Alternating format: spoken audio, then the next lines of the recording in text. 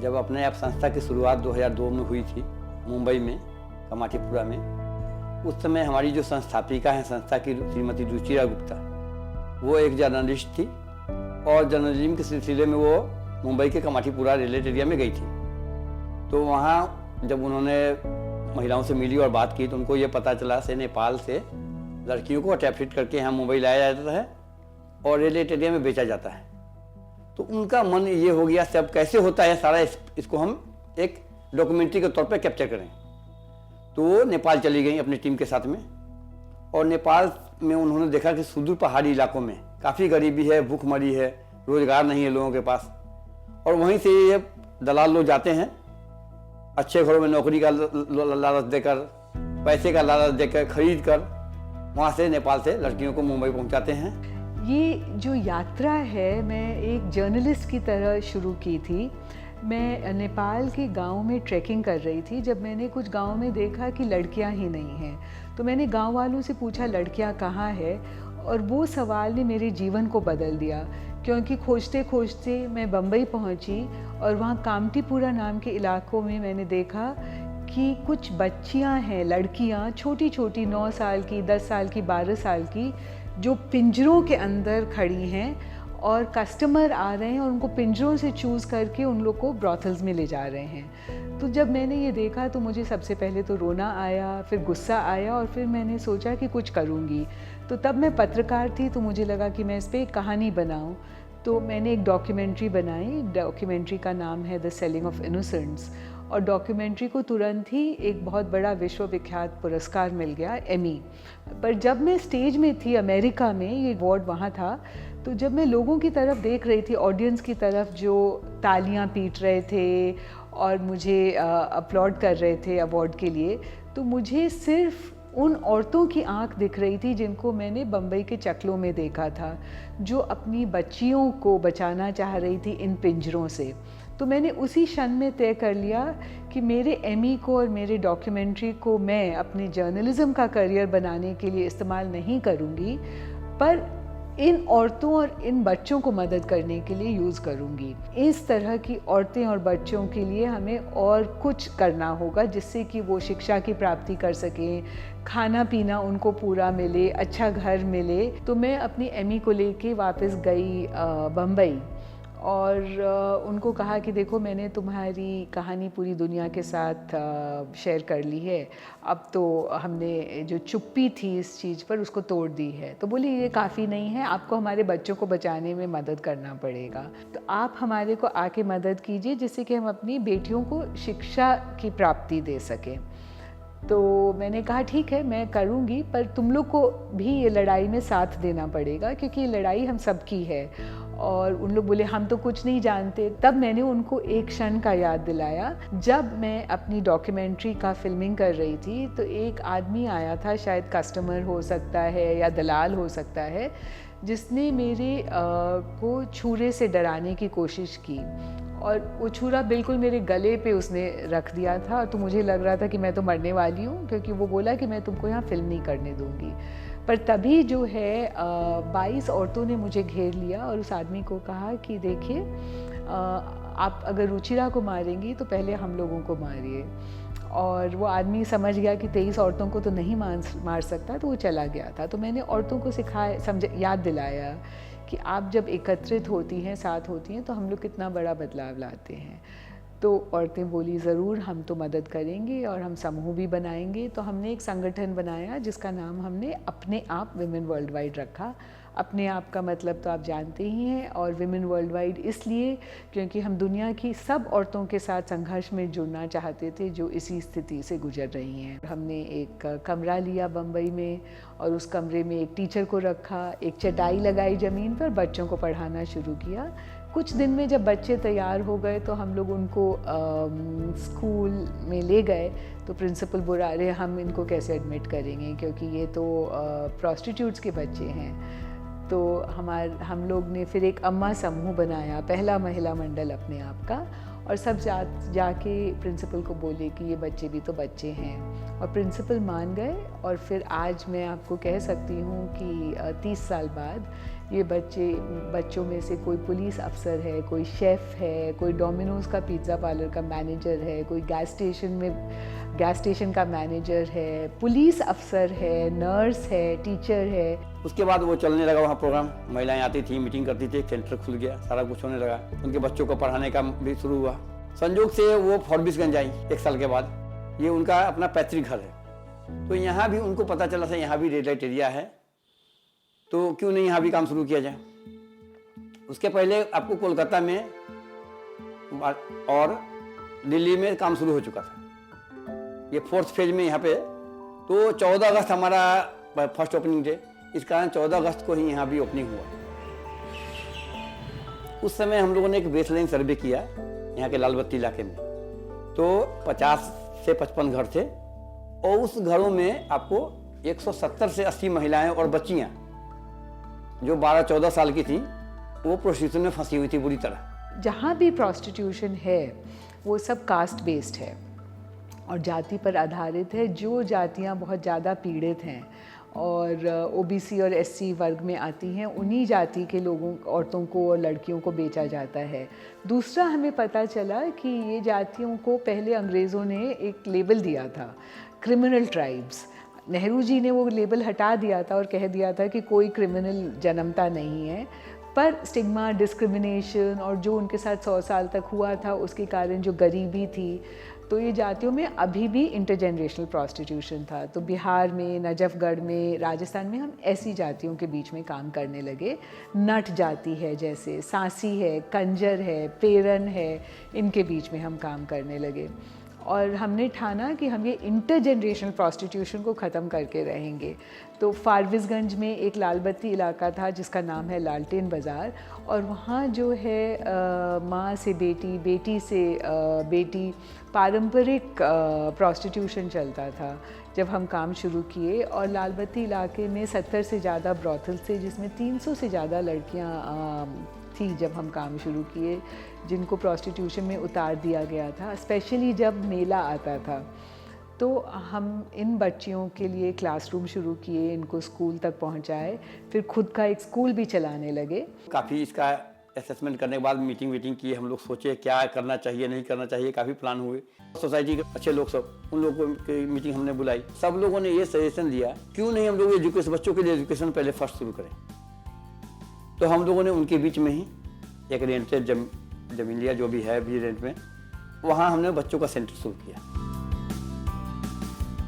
हम लोग यहाँ रोज़ आते हैं स्कूल में 8:30-9 के बीच में, और उसके बाद हम लोग यहाँ से अपना अटेंडेंस बनाने के बाद में सीधा विजिट करने के लिए चल जाते हैं बच्चों को लाने के लिए। और वहाँ फिर हम लोग को बच्चे को थोड़ा सा कठिनाई का सामना करना पड़ता है, उसको उठाओ फिर लेके आ जाओ अपने सेंटर में, फिर थोड़ा ब्रश करवा के, किसी दिन ऐसा होता है कि आज हम नहीं जाएंगे करते रहते हैं, तो फिर भी कुछ लोभ देके कि चलो आज ये चीज़ मिलेगा वो मिलेगा, तो बच्चे आ जाते हैं हमारे स्कूल में। फिर उसको हम लोग थोड़ा सा खेल के माध्यम से उसको लिखना, पढ़ना, कविता। आना मेरे गांव में, नदी किनारे गांव मेरा, बैठ के आना नाव में, गाड़ी मोटर भी चलता है अब पूरी रफ्तार में, चुन्नू मुन्नू मुनिया खेले अमराई के छाँव में। खेल कूद करवाते हैं, फिर जैसे उसका बहुत ज़्यादा मन लगने लगता है तो फिर उसको हम पढ़ाई के लिए बैठा देते हैं। तो छोटे बच्चों के लिए फर्स्ट क्लास और बड़े बच्चे के लिए ब्रिज कोर्स अभी भी चल रहा है ये। तो 50-60 बच्चे डेली आते थे। तो बच्चों को देखने के लिए और माँओं से बात करने हम जाते थे, माँ और बहनों जो प्रोसीजन में थी, तो उनको तो ट्रैफिकर बात नहीं करने देते थे। ये नट कम्युनिटी के लोग हैं और इनका ओरिजिन राजस्थान है, भरतपुर साइड में। वहाँ से आके ये मुगलकालीन माने अंग्रेज के समय में यहाँ बस गए।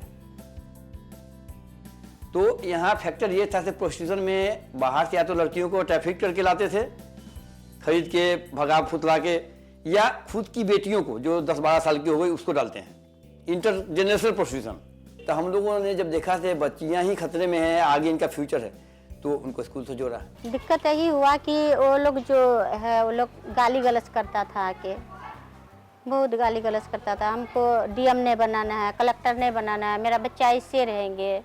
कभी कोई डांट दिया, बाहर के टीचर था, तो कोई कुछ मिजाज का था, कोई कुछ मिजाज का था।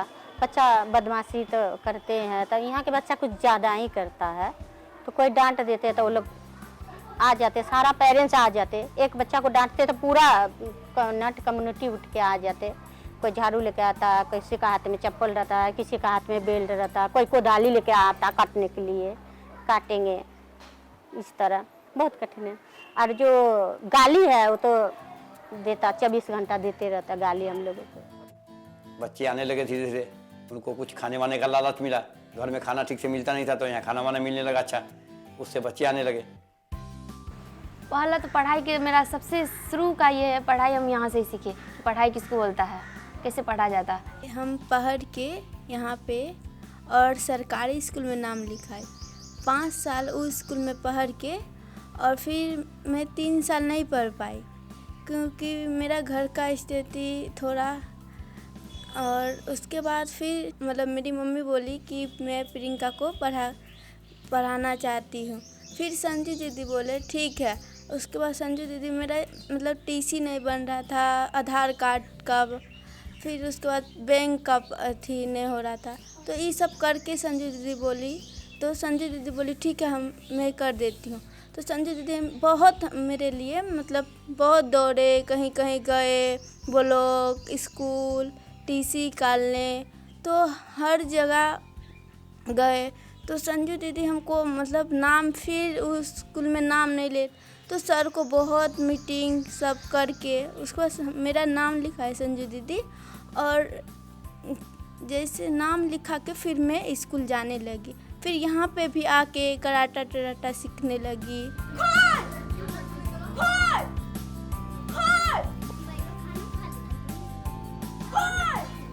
कराटे सीखने में बहुत मज़ा भी आता है, अपने आप का सुरक्षित भी और अपने आप का बचावा भी कर सकते हैं।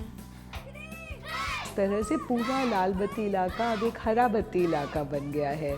और इस बात का चित्रण मैंने अपनी किताब में भी किया है, आई किक एंड आई फ्लाई, जो अब काफ़ी विश्वविख्यात किताब हो गई है।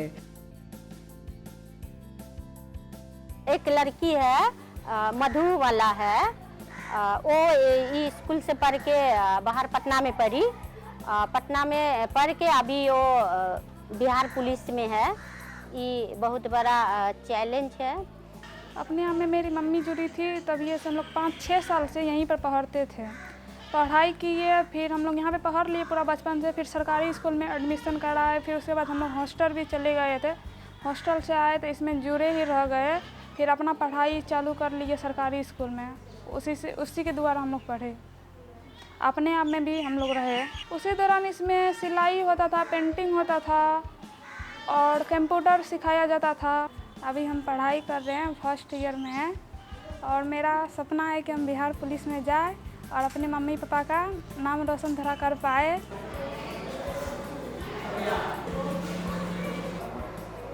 प्रीति कुमारी का टेस्ट हो रहा है शिशु शिक्षा सदन में। टेस्ट के बाद उसका एडमिशन करा दिया जाएगा।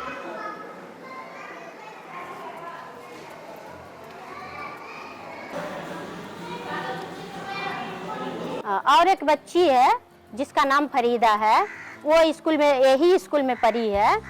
पढ़ के और फिर फारबिसगंज में कन्या मध्य विद्यालय में भी पढ़ी है। वो कस्तूरबा विद्यालय में भी रही है और अभी पटना में पढ़ रही है।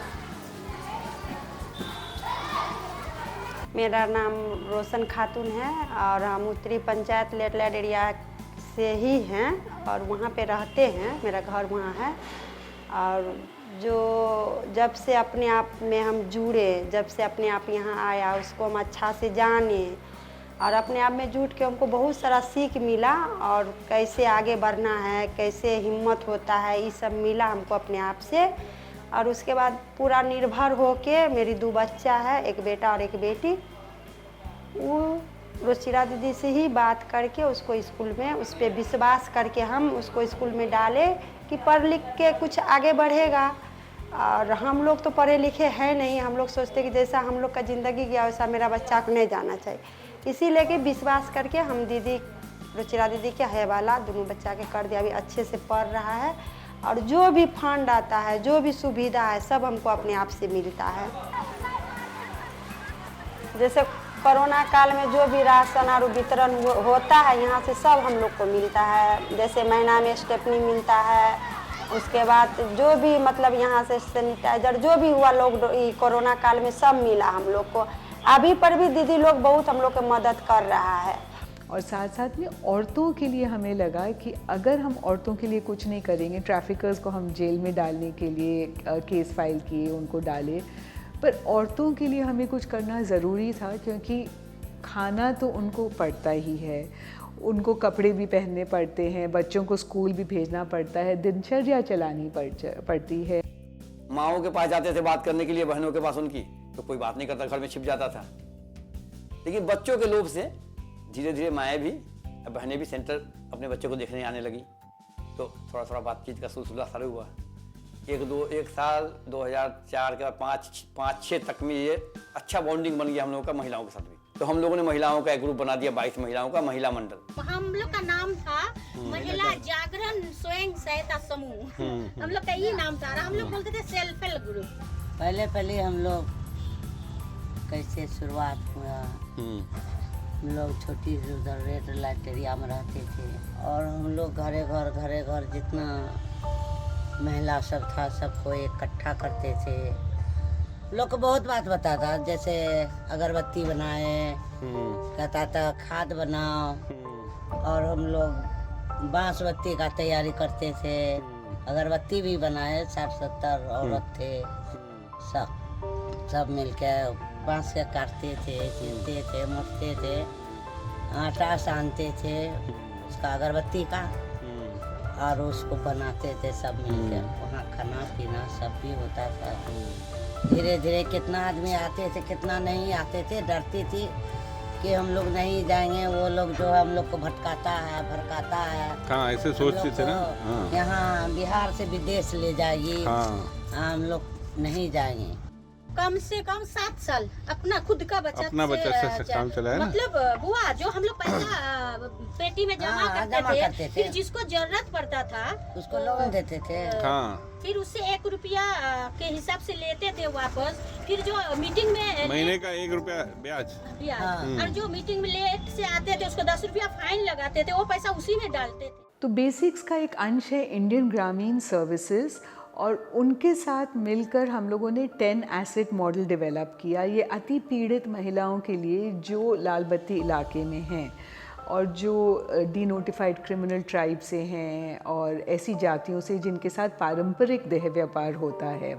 और फिर हम लोग ने जो 10 एसेट मॉडल है वो एक फ्लेक्सिबल स्ट्रक्चर है जो सेल्फ हेल्प ग्रुप मॉडल में नहीं था, उसको हम लोगों ने थोड़ा अपनाया कि यहाँ कैसे अप्लाई कर सकते हैं। तो ये 10 एसेट मॉडल में क्या होता है कि एक लड़की या एक औरत अपने आप की सदस्य बनती है, हमारे स्टाफ मेंबर उसको एनरोल करते हैं। सदस्य बनने के बाद उसको हम लोग 18 महीने और 3 साल के अंदर 10 संपत्तियां देते हैं, 10 एसेट्स। और ये संपत्तियां हैं शिक्षा, फिर है दूसरा सुरक्षा, एक सेफ स्पेस जो हमारा कम्युनिटी सेंटर होता है। तीसरा है आत्मसम्मान, कि खुद के प्रति जो है ये औरतों को इतना बुरा कहा गया है कि कुछ नहीं सोचती अपने बारे में, तो हम लोग उनका आत्मसम्मान बढ़ाते हैं डांस, ड्रामा, राइटिंग के थ्रू। चौथा है आत्मबल और पॉलिटिकल नॉलेज, कि कैसे आप अथॉरिटी के आगे अपना हक मांग सकते हैं, स्लोगन लिख के और मार्च करके सिर्फ नहीं, पर बैंक मैनेजर से बात करना, कि राशन तेल डीलर से बात करना। पांचवा है कि जो आईडी कार्ड्स, ज़्यादातर औरतों के पास कोई डॉक्यूमेंट नहीं होता, तो पांचवी संपत्ति है कि हम उनको डॉक्यूमेंट्स दिला देते हैं, बर्थ सर्टिफिकेट, कास्ट सर्टिफिकेट से लेकर राशन कार्ड, बीपीएल कार्ड तक, वोटर कार्ड तक। और ये होने के बाद हम उनको फिर जितनी गवर्नमेंट की सुविधाएं हैं उससे जोड़ना, ये छठी संपत्ति है। जैसे लो कॉस्ट हाउसिंग है, लो कॉस्ट हेल्थ केयर है, लो कॉस्ट फूड है। तो इससे क्या होता है कि औरतों का जो डिपेंडेंसी है प्रोस्टिट्यूशन पे या ट्रैफिकर के ऊपर, वो कम हो जाता है। फिर सातवीं संपत्ति है of course bank accounts and loans, क्योंकि तब इतना उनमें क्षमता हो जाता है कि उन लोग अकाउंट से, बैंक से लोन लेके कुछ अपना शुरू कर सकते हैं। साथ साथ में आठवीं संपत्ति है और ट्रेनिंग, जिससे कि लाइवलीहुड ट्रेनिंग। और नवीं संपत्ति जो है इसके साथ साथ, क्योंकि ट्रैफिकर्स का बैकलैश होता है, तो हम लोग नवीं संपत्ति जो है वो है लीगल नॉलेज। और लीगल नॉलेज होने के कारण जो है औरतें जाके ट्रैफिकर के खिलाफ टेस्टिफाई कर सकती हैं, पुलिस कंप्लेंट फाइल कर सकती हैं। और आखिरी संपत्ति या एसेट है एक समूह, 10 लोगों का, 10 महिलाओं का समूह, जिसमें हर महिला के 9 और दोस्त होंगे जो उसके साथ संकट में खड़े रहेंगे। तो जब अपने आप का स्टाफ मेंबर भी नहीं रहेगा, तो अगर कोई औरत को कोई ग्राहक पीटने लगे या कोई पति पीटने लगे या किरासन तेल वाला उसको बोले कि मैं तुमको किरासन नहीं दूंगा, तो 10 औरतें साथ में खड़ी होकर जब बोलेंगी तो उन लोग को सुनना पड़ेगा और पिटाई भी इतनी आराम से नहीं हो सकेगी। किरासन तेल लाने के लिए भजनपुर डीलर यहाँ गए, सब मोहल्ला का हम लोग 10-15 आदमी जितना महिला थे सब, तो वहाँ वो सब बोलने लगा है रंडी लोग आया यहाँ तेल लेने के लिए, जो हाँ ऐसे ही बोला था कि रंडी लोग तेल लेने आया यहाँ पर, तो हमरा लोग उसका जो है मारपीट किए, उससे बिगड़े, उससे 25,000 के फाइन लगाए, फिर गलती मनवाए, फिर उसके बाद आने के बाद यहाँ स्याही चौक पर आए, तो फिर वहाँ पर वापस घुमा के ले जाके सामान लिए आप लोग लिए। फिर यहाँ आए तो यहाँ भी एक लड़का था, वो भी एक लड़की को बोला पल्सर, उसको भी मार पीट के दुकान दौड़ी उजाड़ दिए पूरा, वो भाग गया। 3-4 बजे तक लड़ते रह गए, फातिमा, मीना, चुन्नी, हम लोग सब आदमी, दुकान दौड़ी सब उजाड़ दिए, उसका मार पीट किए। तो वो ताकत आपको कहाँ से आया? ग्रुप से आया? ग्रुप से आया, ग्रुप से बनाया, महिला मंडल से आया। सब हम लोग जहाँ चलते थे एकजुट चलते थे। तो ये समूह जो है ये हम लोग जैसे फिक्स नहीं है, जैसे स्वयं सहायता समूह होते हैं, बट ये एक प्रेशर ग्रुप की तरह हैं। अलग अलग समूह में एक ही औरत मेंबर बन सकती है, और कभी ये 10 लोगों का समूह जो है किरासन तेल वाले से जाकर किरासन मांगता है, तो कभी साथ में मिलकर चाय की दुकान चलाता है, कभी साथ में मिलके उसमें से 2 लोग टूट के और 8 लोगों के साथ मिलकर जो है अंडे का बिजनेस करते हैं। तो इस तरह से ये समूह चलता है। तो ये हम लोगों ने स्पेशल 10 एसेट वाला कम्युनिटी डेवलपमेंट जो अप्रोच लिया, इसको हम कभी कभी ABCD भी बोलते हैं, एसेट बेस्ड कम्युनिटी डेवलपमेंट। तो ये हमने जो इंडियन ग्रामीण सर्विसेज है बेसिक्स का एक अंश, इनके साथ मिलकर ये डेवलप किया, और इसके थ्रू हम लोगों ने जो काम किया ये होलिस्टिक भी है, लंबे समय तक चलने वाला है, इंटरजेनरेशनल भी है, माँ बेटी दोनों के साथ हम काम करते हैं। तो महिलाओं का महिला मंडल बना। अब उनके पास कोई आईडी नहीं था, गवर्नमेंट आईडी, तो गवर्नमेंट सबका गवर्नमेंट आईडी बनाना, बैंक अकाउंट खुलवाना, उन महिलाओं के लिए जो है गवर्नमेंट की जितनी फैसिलिटीज है, जैसे टॉयलेट्स, लो कॉस्ट राशन, कम लागत वाला जो फ्री राशन मिलता है गवर्नमेंट का, वो राशन, हाउसिंग, उसके बाद आपको और भी सारी सुविधाएं हैं गवर्नमेंट से, जिससे माने किसी को बच्चा पैदा होता है तो सरकार से पैसा मिलता है, वो सब माने हमारे लोग लगे रहते हैं सबके पीछे, और हर फैसिलिटी उनको अवेल करवाते हैं। हाँ, अदर उनको क्या एक्टिविटी है, जैसे स्कूल से आते हैं तो बच्चे पढ़ाई में कमज़ोर हैं उस सोसाइटी से, तो उनको ट्यूशन क्लासेस भी अक्सर आते हैं, उनको ट्यूशन पढ़ाते हैं, और वो ट्यूशन क्लास चलता है। समय समय पर बच्चियों को हम लोग घुमाने भी ले जाते हैं। वहाँ से तैयारी करा के अभी हम लोग 22 बच्चों को प्राइवेट कॉन्वेंट स्कूल में यहाँ पढ़ा रहे हैं, बिहार की बात बता रहे हैं। और टोटल ऑल ओवर माने इंडिया में टोटल 49 चिल्ड्रेन हमारे यहाँ सपोर्टेड हैं। दूसरा लाइवलीहुड का ऑप्शन था ये स्टिचिंग क्लास। स्टिचिंग क्लास हम लोग 2015 से चला रहे हैं, तो 15 से चला रहे हैं, तो यहाँ भी बच्चियाँ आती हैं, तो तो इनसे कोई शुल्क नहीं है। मेंटेनेंस के तौर पे हम ओनली मेंटेनेंस, जो सिलाई मशीन है तो 2 फुट होता ही है, वो 100 रुपया एक उनसे मिनिमम फिक्स है, उनसे लेते हैं और 6 मंथ का कोर्स करवा के उनको सारा कुछ करके कंप्लीट करते हैं। हम 12th तक पढ़े हैं। आगे मेरा मतलब हम नहीं पढ़ पाए, मतलब घर का कुछ मतलब ऐसा स्थिति हुआ तो हम नहीं पढ़ पाए, इसलिए हम अपना रोज़गार करना चाहते थे, इसलिए हमने सिलाई सीखा और अब हम कुछ सीख भी चुके हैं और अपना और दूसरों का भी सिल लेते हैं, इससे कुछ पैसा भी आ जाता है। मैम बहुत अच्छी है, यहाँ पे बहुत सारे दोस्त लोग भी बन गए हैं। ये सब डेली मतलब एक घर जैसा फीलिंग आता है, यहाँ पे मन लगता है। जो चाहती है थोड़ा काम करें तो संस्था उनको थोड़ा मदद करती है, आर्थिक मदद भी करती है, फिनेंशियल। और अपने अगर कोई पुराना मशीन है तो मशीन उनको दे दिया, आप अपने घर पे मशीन सिलाई कढ़ाई करो। 12th क्लास पास कर चुकी हूँ, आगे और एडमिशन लूँगी और मेरा इच्छा हुआ हम सिलाई मशीन सीखे, घर का खर्चा निकाल सके। पापा जो करते हैं खर्चा घर से नहीं निकलता है, तो हम भी अपना कुछ काम अपने पैसे से कर सकते हैं, इसलिए सिलाई मशीन सीखे और अपने आप संस्था में आए हैं। तो उस समय जो रेड लाइट एरिया था वो अच्छे से थोड़ा विस्तार रूप में था और थोड़ा दिन हमको भी वहाँ एडजस्ट करने में थोड़ा सा टाइम लगा, क्योंकि हम लोग जहाँ से थे और इन लोग जहाँ से हैं तो थोड़ा तो कठिनाई का सामना करना पड़ा, बल्कि बहुत जल्द ही हम उस जगह को घुल मिल गए और हमको ये बाद में ऐसा लगा कि नहीं, ये गलत नहीं है, इनके साथ गलत हुआ है और अपने आप एनजीओ इसको पूरी तरह से मिटाने की हर कोशिश संभव की है।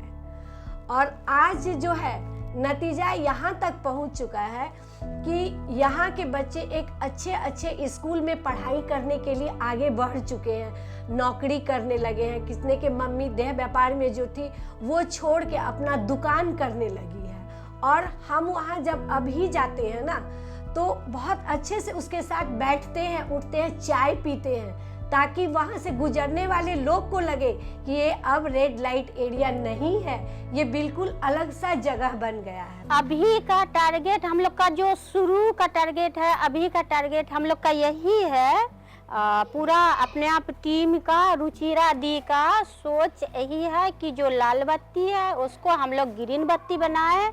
हम लोग क्या बोलता है 1 रुपया में 75 पैसा कामयाब हो चुके हैं, 25 पैसा बाकी है, हम लोग कामयाब इंशाल्लाह हो जाएंगे।